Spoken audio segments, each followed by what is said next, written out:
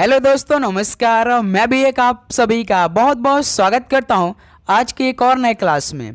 तो आप सब कैसे हैं? उम्मीद करता हूं आप सब अच्छे होंगे और आप सभी की तैयारी भी बहुत ही अच्छी तरीके से चल रही होगी। तो जैसा कि रेलवे ग्रुप डी का पेपर 17 नवंबर से स्टार्ट हो रहा है, तो इसी को टारगेट करते हुए अपनी तैयारी हम लोग बहुत ही अच्छी तरीके से कर रहे हैं।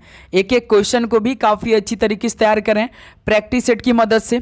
लेकिन आज की इस क्लास में जो पहले रेलवे के एग्ज़ाम होते थे और इस टाइम जितने भी रेलवे एग्ज़ाम हो रहे हैं, तो पहले टीसीएस द्वारा सवाल पूछे जा रहे थे और जो लगभग 2021 तक रेलवे के एग्ज़ाम हुए हैं तो रेलवे खुद अपना सवाल बनाती थी। लेकिन इस टाइम जितने भी एग्ज़ाम हो रहे हैं तो एडीक्यूटी अपना नया सवाल बना रही है। तो आज की इस क्लास में इन्हीं का हम लोग मिक्स फॉर्मेट में क्वेश्चनों को डिस्कस करने वाले हैं। तो टॉप 55 क्वेश्चन को डिस्कस करेंगे, जिसमें आपका सारे क्वेश्चन एमसीक्यू फॉर्मेट में रहने वाले हैं। वो भी मिक्स क्वेश्चन आएंगे। कभी आपको टीसीएस का सवाल मिलेगा, तो कभी आरआरबी का सवाल मिलेगा और कभी कभी आपको एडीक्यूटी के अधिकतर सवाल आपको मिलने वाले इस क्लास में। तो टारगेट आप कम से कम 43 प्लस रखिएगा। देखिएगा 55 क्वेश्चन में से क्या आप सभी का 43 क्वेश्चन सही हो पाते या नहीं। ओके, तो चलिए बिना टाइम वेस्ट करते हुए आज के इस क्लास को स्टार्ट करते हैं। लास्ट में अपना स्कोर आप जरूर करिएगा। तो एक क्लास सुबह 8 बजे और एक दोपहर 12:30 पर, ये डेली क्लास की टाइमिंग हो रही है इस टाइम। चलिए तो आज का पहला प्रश्न हल करते हैं। देखिए, निम्नलिखित में से कौन सा राज्य बांस के साथ चेरावड़ नृत्य के लिए जाना जाता है? बताइए, कौन सा राज्य बांस के साथ चेरावड़ नृत्य के लिए जाना जाता है? तो मिजोरम राज्य है। पहले का ऑप्शन है बिल्कुल राइट आंसर हो जाएंगे।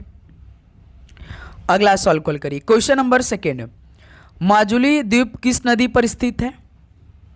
तो ये ब्रह्मपुत्र नदी पर स्थित है। बी ऑप्शन बिल्कुल राइट आंसर हो जाएंगे। अगला सवाल कॉल करिएगा।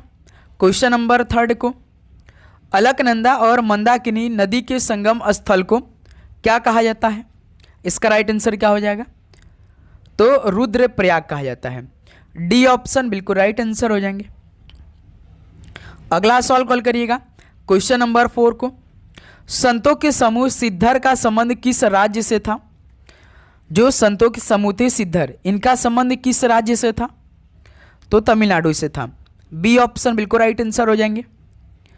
अगला सवाल कॉल करिएगा। क्वेश्चन नंबर 5 को, निम्नलिखित में से कौन ग्रीष्मकालीन ओलंपिक खेलों में शामिल है? बताइए। तो याद रखिएगा गोल्फ है। सी ऑप्शन बिल्कुल राइट आंसर हो जाएंगे। अगला सवाल कॉल करिएगा। क्वेश्चन नंबर 6 को, वन अनुसंधान संस्थान ये कहाँ पर स्थित है? तो देहरादून में स्थित है। ऑप्शन सी बिल्कुल राइट आंसर हो जाएंगे। अगला सवाल कॉल करिएगा।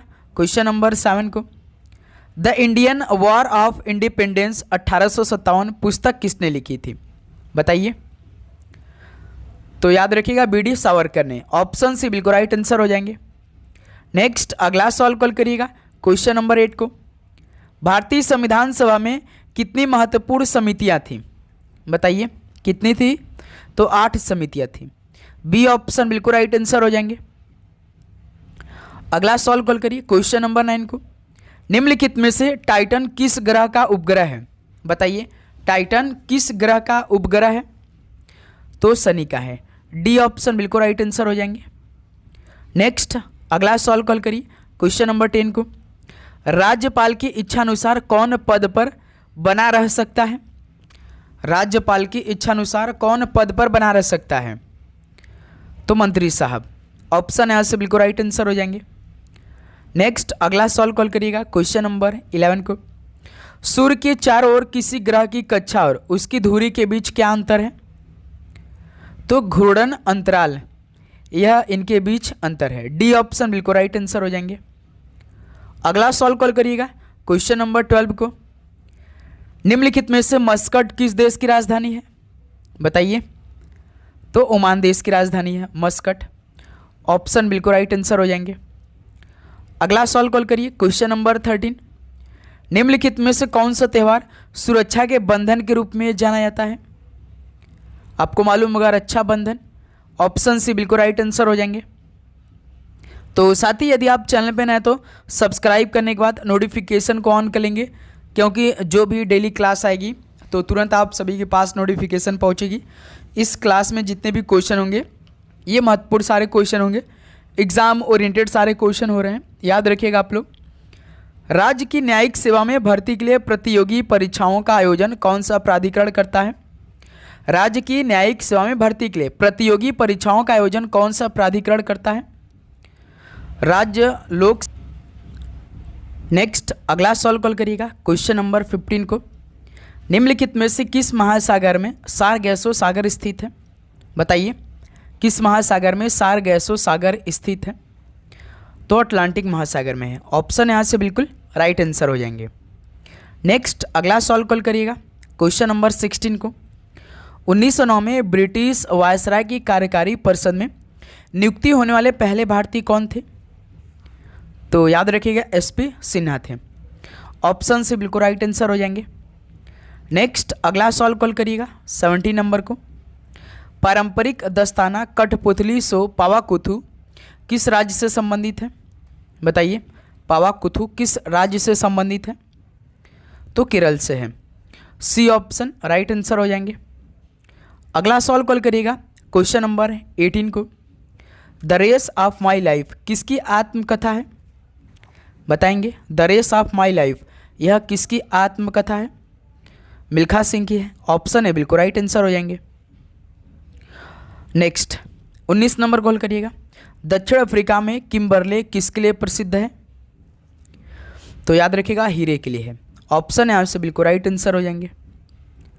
अगला सॉल्व कॉल करिएगा क्वेश्चन नंबर 20। लोक अदालत आधारित है, बताइए। तो याद रखिए गांधीवादी सिद्धांत पर।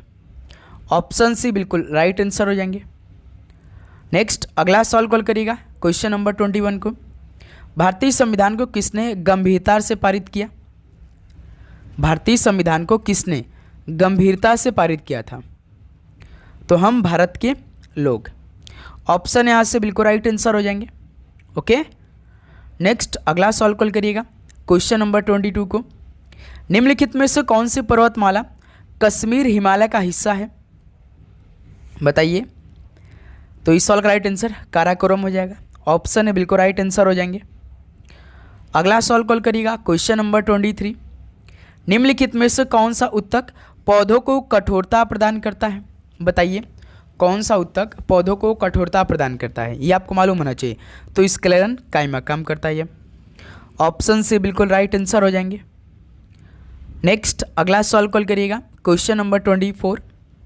नीति आयोग की स्थापना किस वर्ष की गई थी? बताइए नीति आयोग की स्थापना किस वर्ष की गई थी?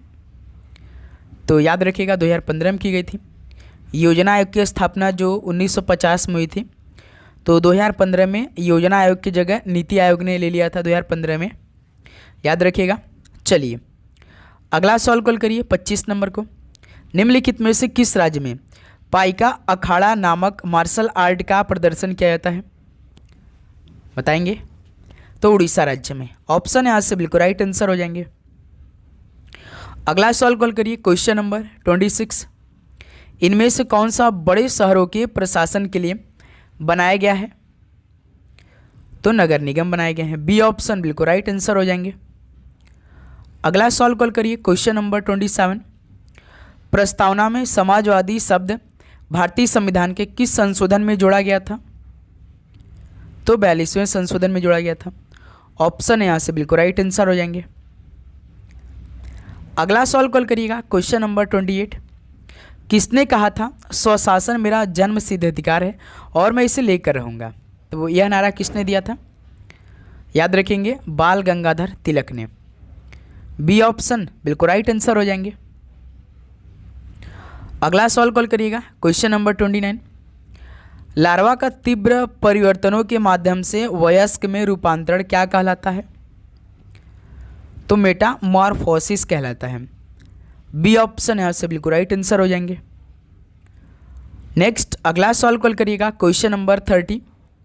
निम्नलिखित में से किस राज्य को मोलासेस बेसिन के नाम से भी जाना जाता है? बताएंगे। तो याद रखिएगा मिजोरम राज्य को। ऑप्शन सी बिल्कुल राइट आंसर हो जाएंगे। ओके, चलिए अगला सॉल्व कॉल करिएगा क्वेश्चन नंबर 31 को। भारतीय संविधान की प्रस्तावना में राष्ट्र की एकता के स्थान पर कौन सा शब्द जोड़ा गया? बताइए। याद रखिएगा, राष्ट्र की एकता और अखंडता के यह शब्द को जोड़ा गया था। डी ऑप्शन बिल्कुल राइट आंसर हो जाएंगे। ओके, नेक्स्ट अगला सवाल कॉल करिए। क्वेश्चन नंबर 32, भारत में स्थानीय स्वशासन का जनक किसे कहा जाता है? बताएंगे। भारत में स्थानीय स्वशासन का जनक किसे कहा जाता है? लॉर्ड रिपन को। ऑप्शन सी बिल्कुल राइट आंसर हो जाएंगे। अगला सवाल कॉल करिए। क्वेश्चन नंबर 33, निम्नलिखित में से किसने 1893 में शिकागो में विश्व धर्म संसद में प्रसिद्ध भाषण दिया था? तो स्वामी विवेकानंद जी ने दिया था। ऑप्शन सी बिल्कुल राइट आंसर हो जाएंगे।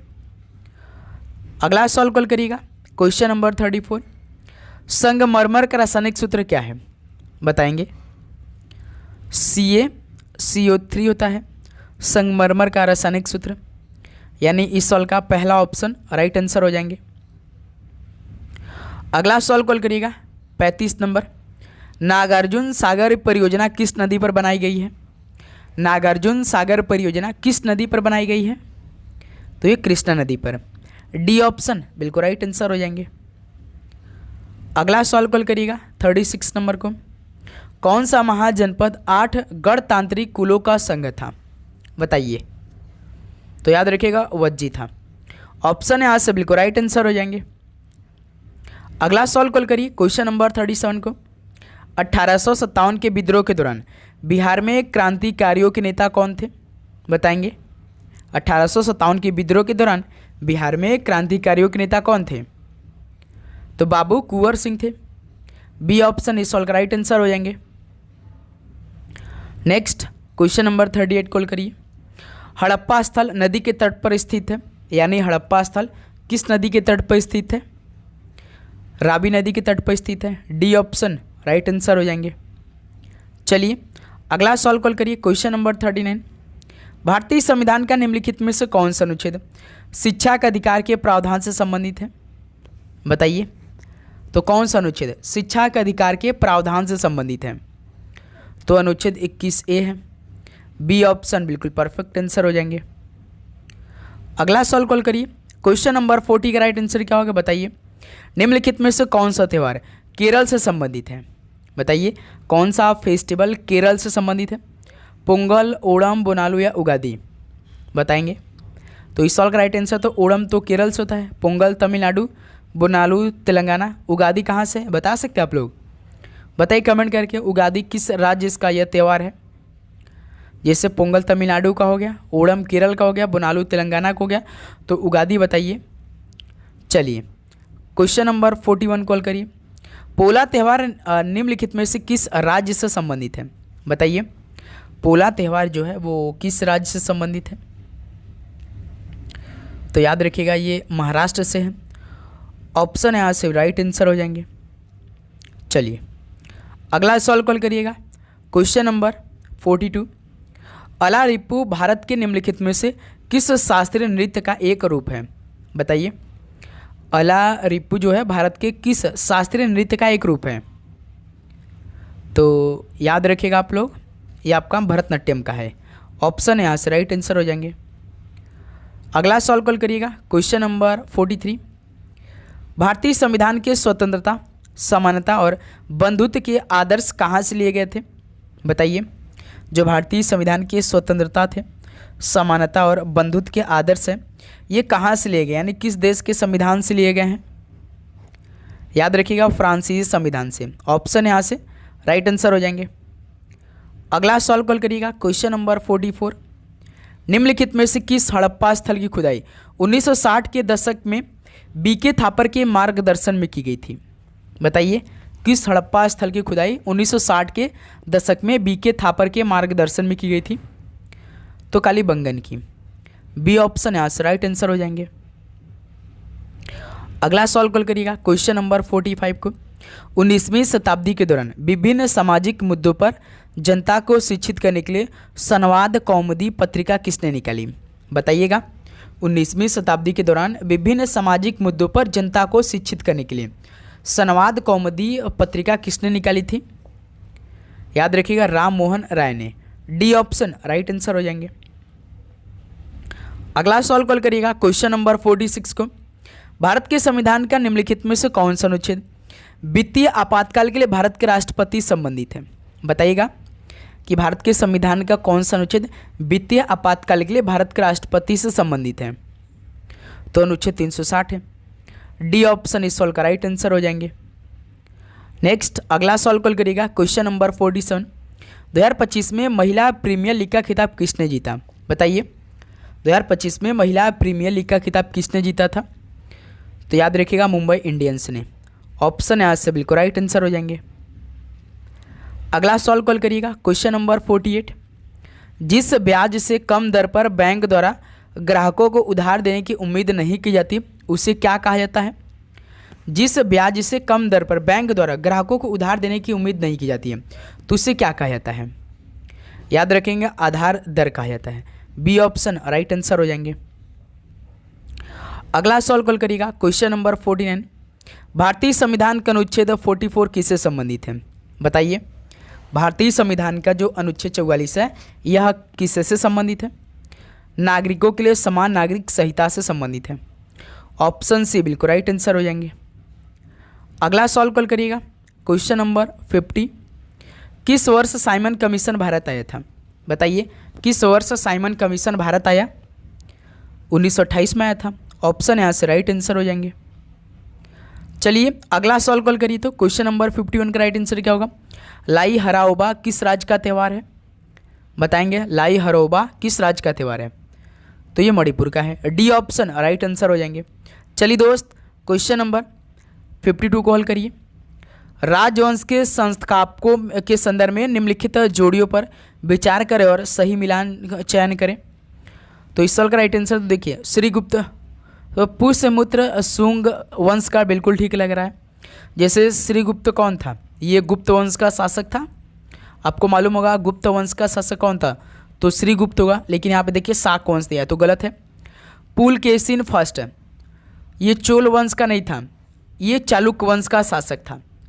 जो पुलकेशिन फर्स्ट था यह चालुक्य वंश का शासक था। ठीक है। और बीमा कडफिसेस ये कौन था भाई? एक कुषाण राजा था। क्या था?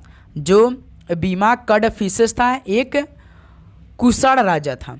ये याद रखिएगा आप लोग। ठीक है। तो इस सवाल का देखिए डी आपका बिल्कुल सही जोड़ दिया है तो राइट आंसर हो जाएंगे। अगला सवाल कॉल करिए क्वेश्चन नंबर 53।